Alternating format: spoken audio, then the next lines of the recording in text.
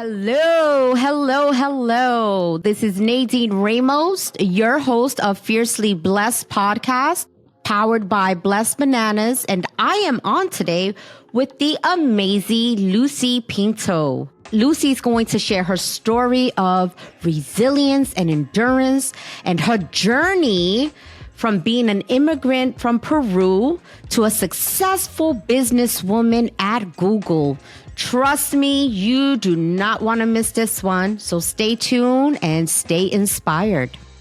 Hey, Lucy, how are you? Hey, I'm doing well, much better now that I'm with you. Oh, you're so time sweet. Virtually, at least. Yes, this is nice. It's so good to see you. I know you and I met over the summer, very brief, and I wish I had more time with you because the moment you stepped on the scene, let me tell you, girl, you like lit up the room. You are such a cute little firecracker.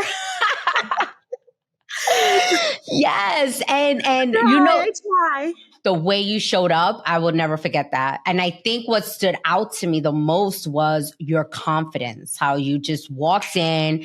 This is Lucy. This is who I am. You know, so cute, easy to vibe with, like everything about you, your energy, everything was just so amazing to be around. So I'm so happy that we were able to meet. Although it was short and brief, I feel like there was a connection made. I know. And you know what? One thing about me is I really re-energize from people and being around good people who share a passion for community, a passion for fun. And so I felt like that trip re-energized me and I was able to be my authentic self because everybody, I felt like, brought themselves and their true selves to that trip, yourself included, right? And to your point, it was short-lived, but I felt like in those moments, being around just strong women that were out there, you know, killing it, but also having a good time. It was just such a nice vibe, the best of both worlds. Yes. Shout out to support your girlfriend for creating the space for us to meet and to get to know each other. I know you're an executive at Google and you are a proud Latina. And so I think it would just be inspiring if you shared your story and your journey that led you to Google. So a little bit about me. I was actually born in Peru. I was born and raised in Peru. I moved to the States when I was 8 years old. I am the youngest of three. When, we decided to move to Peru, and when I say we, it really was a family decision. I even was asked at 8 years old, hey, do you want to move to the state? My parents, of course, your traditional kind of immigrant story, wanted to come to the country to really seek better opportunity, better education, better jobs, because we were struggling really in Peru. My dad was a cab driver. My mom was a secretary, but they would go weeks without a paycheck. The companies that they worked for just weren't paying them. Things were really, really tough at the time. And so we had some family that was already here in the States, and my parents wanted to come, but they wanted to make sure that it was a family decision and that everybody felt comfortable. I mean, also, what do you know at 8 years old? But all I saw was, Disney World, all of these cool places are over there. So I want to go. So we decided to pack our bags and come to the States. And we knew that we were going to overstay our visa. For a huge chunk of my time in this country, I was undocumented. And that has really shaped who I am and my trajectory in the space that I work on now, because I feel like when we came to the US, my parents were coming for better opportunities, but there were a lot of unknowns in my path. But as a high school student, I loved my classes. I was pretty good in school and I wanted to go to college. And I wasn't sure if I could even go to college because of my status, right? Because of being undocumented. And maybe there were colleges that would accept me. But then the second, concern was, how the hell am I going to pay for it? I don't get help. You don't get help from the government or from anybody. Thankfully, while I was in high school, I was able to legalize my status. My parents and I were able to legalize our status. And so I became not a citizen, but a permanent resident at the time. And I was able to apply to some of their in-state colleges and universities. So I went to the University of Georgia. I grew up in Athens, Georgia. And so I grew up with UGA in my backyard. And it was, the university that gave me like the most money at the time. And so it made sense. So I got to UGA, but it really took a village for me to Mm-hmm. get there as a first generation, college Wow. student.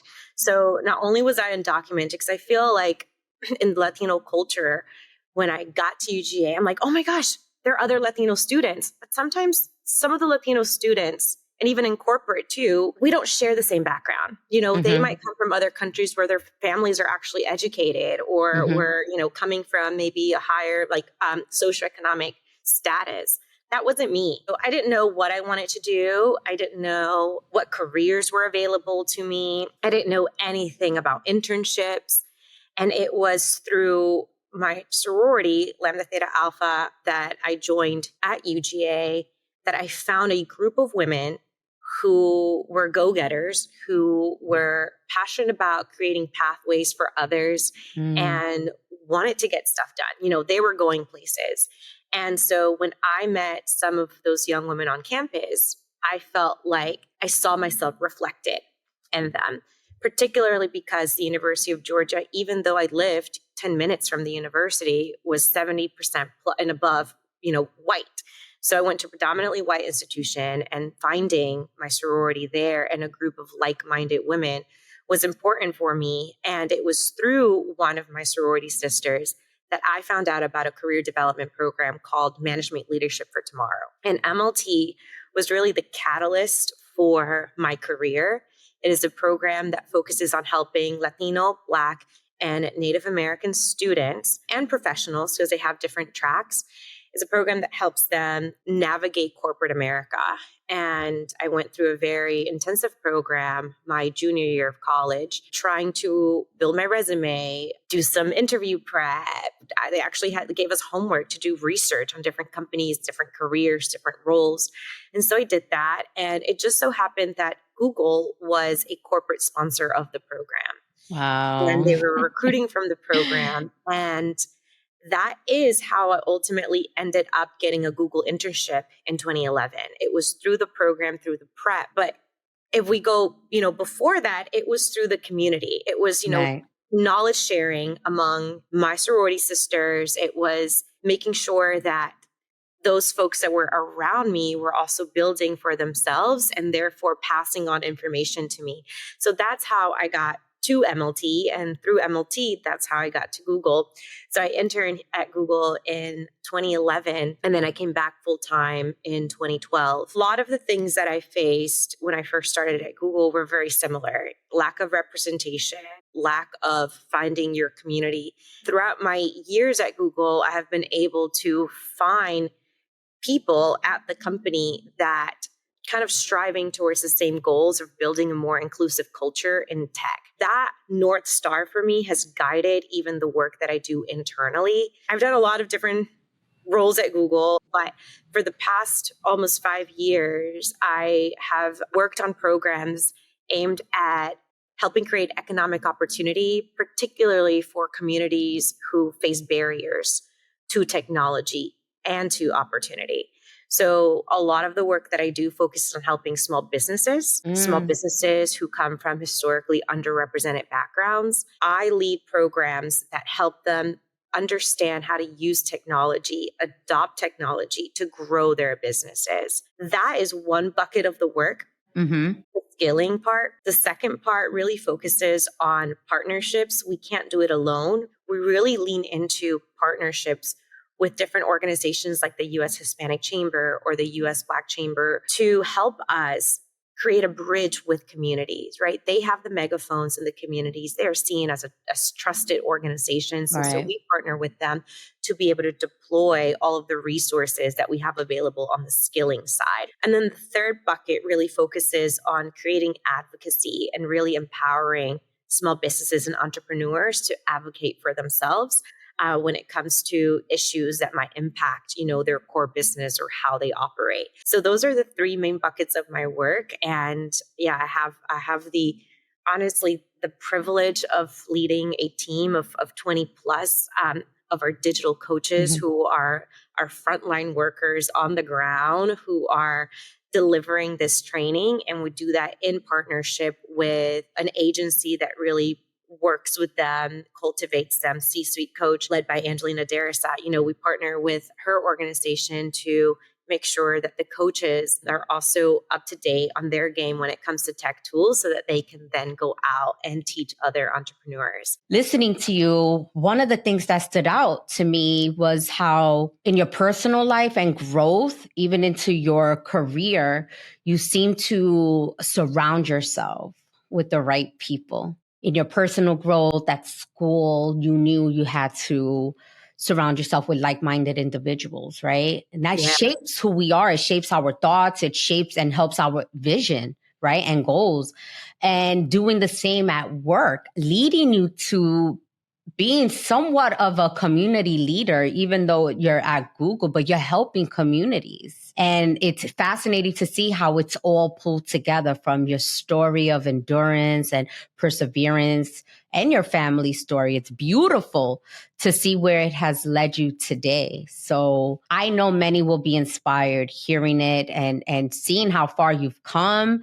And I'm sure there's so much more for you in your career and in everything that you're building. Thank you. Yeah, there's a notion, I think, of seeking opportunity and creating opportunity. Right. That has been a key theme in my life, whether it's picking up our bags, coming to the States, and then same thing here at Google. Like now the work that I do is really focused on creating opportunity for others who, again, face challenges or come from historically underrepresented or disadvantaged communities. And I don't take that lightly, particularly because I come from that background. Right, of course. It really is a humbling experience to be able to work in this space. That's amazing. How do you feel your Latina, or if your Latina heritage helps with your role at Google in any way? I always think that like our Latinidad gives us an edge. Gives us an edge because we're more culturally aware. And even being Latina, we are such a diverse ethnic group, right? You have Afro-Latinas, you have other people that are blonde hair, blue eyes, exactly. Right? We know what different experience can be built for different people and how to tailor and how to customize. And we're just more aware of differences. Oftentimes when I'm in rooms and we have a marketing campaign or we have to create a narrative around a small business story, I feel have this cultural intelligence that we lean into to ensure that the stories that we're amplifying in a marketing campaign or in press are reflective of the communities that we serve, are truly representative. And so as a Latina, I feel like I'm always alert, whether I want to be or not, about those things, if that makes sense. The other piece is just how resilient we are, right? I feel like, have to overcome a lot of challenges because there aren't many people that look like us, especially when you get to senior roles. You find, or at least I find very quickly, that in my leadership team right across Google, I don't often see myself reflected in that leadership team. But over time, you really build confidence in yourself to voice and be that voice in the room and speak up. And I think that comes from our upbringing because, there's that Spanish saying, el que no llora, no mama. Like closed mouths don't get fed. Like that is the saying, right? So you got to speak up. And yes, it has been scary at times in corporate America to do that. But once you find your rhythm, once you find your vibe and you're vocal, you're able to bring new ideas and identify gaps for your leadership team that they might not be seeing. And I think that's what gives us an edge because we're bringing value to make the product, the campaign, whatever it is, better and more inclusive. And I think that's, a big superpower that we have. I love that. It is a superpower. And I love the fact that you said, over the years, you were able to build that confidence and to speak up for yourself. And I feel like so many of us, I have what you have, like middle child syndrome. Sometimes there's no filter. I will just say what's on my mind and then maybe regret it later or benefit from it. But I do come across so many people who are afraid to speak up, and there's so many missed opportunities there. Yeah. This is a great encouragement to really know who you are, right? Dig deep for that confidence because it's there. You just need to wake it up and then speak your mind, go after what you believe in, stand firm on a certain belief, bring something new to the table with that confidence. You never know the outcome, right? And the impact that it can have. Yeah. So that's great encouragement. Thank you. And you talk about confidence. There is the imposter syndrome, right? Where you go into like a setting where you don't see you're reflected in, and there's a little bit of a thought around, do I belong here? Right. But if you think about my origin story and a lot of our origin stories, whether it's our own or our parents or our grandparents, the confidence that it takes to leave your home. My parents were in their 40s when they left Peru to come to the States, not knowing really a word of English other than like hello and goodbye. We have confidence. Yes. From very early, we have been taught how to be confident.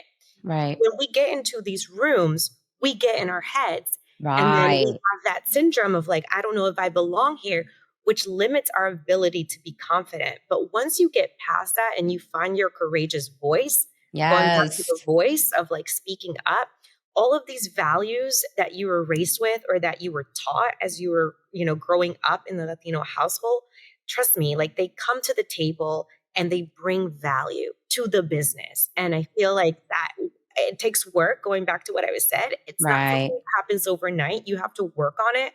But once you get to that point, trust and believe people are going to listen to what you have to say. Oh, so beautiful. So beautiful and so well said. And I'm sure it's going to be received by many. I have one last question for you. What makes you fiercely blessed in these days? Fiercely blessed. I am just grateful. I'm so grateful. I am so privileged that I get to do work that I find meaningful, that I find is impactful, that the folks that I am surrounded by, I feel like have been a true blessing in my life, whether that's my family and, going back to the values that I've been raised with, whether it's them, whether it's the group of strong women, right? You mentioned Glossy Posse and Powerful and Nikia, and I mentioned my sorority. I feel like I have a strong group of women around me that I am blessed to be able to call friends. They really have been sent to help shape me because I'm always growing. I'm always learning. And I feel like a lot of that is from the people that I surround myself with. When it comes to how am I fiercely blessed, I'm blessed to have the family that I have, the friends that I have, the super women around me that I have, and be able to work in the space that is meaningful and that I'm personally very passionate about.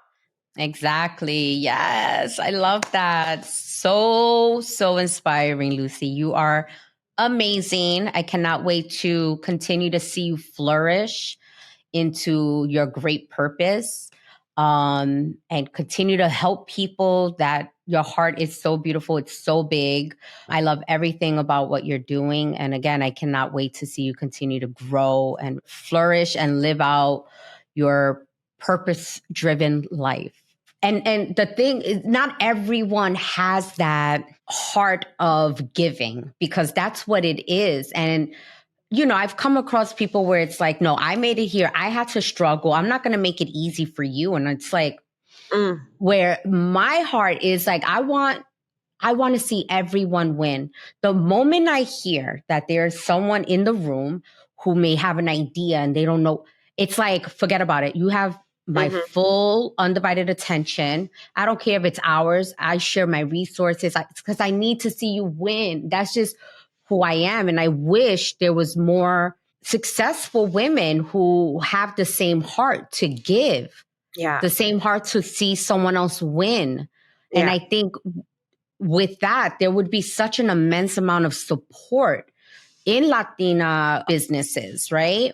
Even seeing maybe younger generations go to college and helping in that sense. There's so much impact that could be made, but the heart has to be there. Like oftentimes we look at our work as very micro. When you take a step back, and I know this segment is focused on kind of like corporate, right?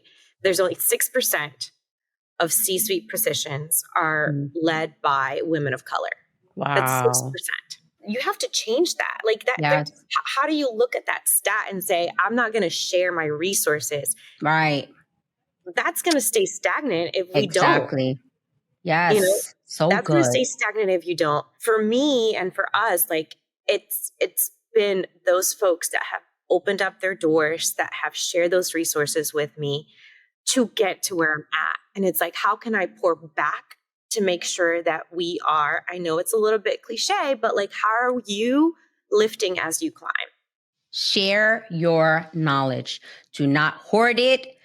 Share it. And hopefully this time next year, that number has gone up at least 2%. So if this podcast can do that, then we're winning, right? And we will leave you with that. We hope that you were inspired by this segment. Thank you, Lucy Pinto, for sharing your personal growth. And we are truly inspired. So thanks again. Thank you Love you. so Thank much. you.